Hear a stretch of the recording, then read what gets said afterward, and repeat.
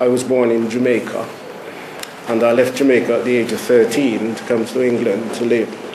That was the intention from my parents for me to come to England to study, because in those days they used to talk about England as the model country, and that's where education is well blessed in a sense. And because the Jamaica was being ruled at that time by England, because Jamaica didn't get their independence before 1962, and I came here before that. I was one of those persons who was able not to get himself in trouble with the police and all that sort of thing, because I feel even in those days, young black men or young black women were targets, and it was sad for me. The rich, the white rich in Jamaica was not an awful lot of them, because obviously Jamaica is just a small place, and if you have 10 or 20 of them that owns massive areas of land or sugar estates and all the sort of thing, then obviously they would control that section of the economy. And it has taken a long time to get round to the government getting round to negotiate with landowners to release some of their pockets of land. However, there were small plots where the poorer people used to cultivate, and they used to live from the land until more modern industry started coming to Jamaica.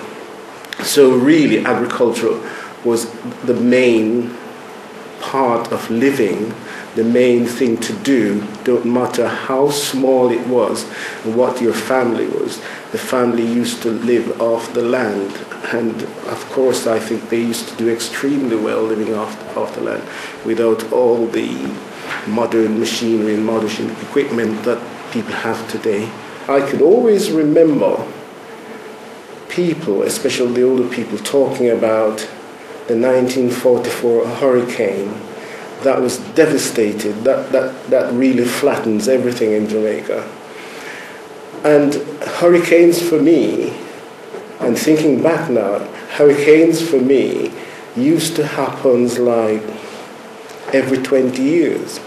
People were talking about hurricanes 20 years ago, and 20 years later there's another hurricane. You used to obviously have storms and things like that, and rainy weather, but nothing compares to what an hurricane was. Today, for me, and I don't think you really need to be a university graduate to think that today, for instance, in the Caribbean, every week there's a hurricane somewhere, and somewhere is devastated. And people loses their life, they loses their livelihood, they loses their family, and all this sort of thing. And I think that is all down, for me, to climate change.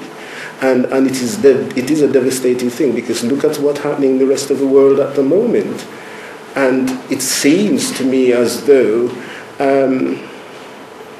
the powers to be, they're seeing, and you are saying, but I don't think they're listening.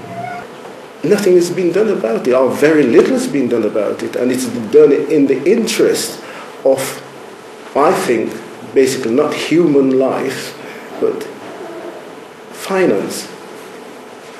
If you can imagine that you get an hurricane every 20 years, for the next 20 years you can start plan, and you can start putting things in place, and to avoid the detriment of people getting blown away and all this sort of thing.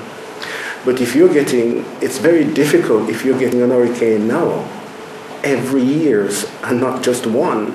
You get 3, 4, 5, half a dozen, hitting the same small country every year.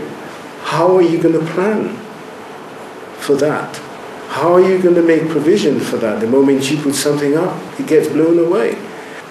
One of the main industries in Jamaica at the time that I can remember was what is known as the bauxite industry. That is the mineral that is used to make aluminium. And for instance, that was owned by Europeans or Americans, the excess baggage of all that. They didn't seem to have any plans for that. And some places you would go in Jamaica and you find lakes of material which is no good to anybody, and they haven't decided how they get rid of that. So obviously they pollute the old place, especially the country areas. It's not too late for us to start thinking that something must be done about that.